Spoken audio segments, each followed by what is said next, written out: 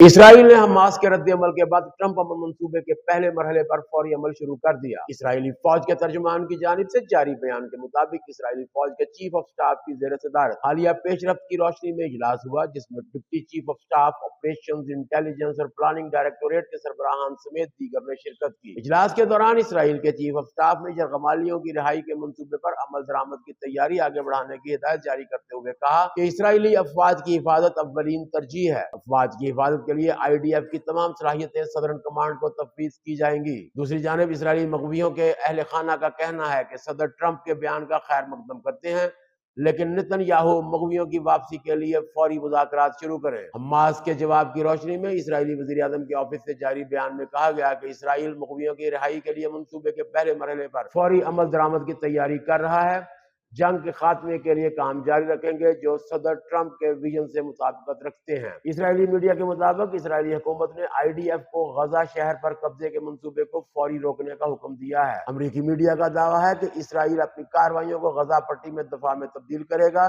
غزہ شہر پر قبضہ کرنے کے آپریشن کو بھی روک دیا جائے گا۔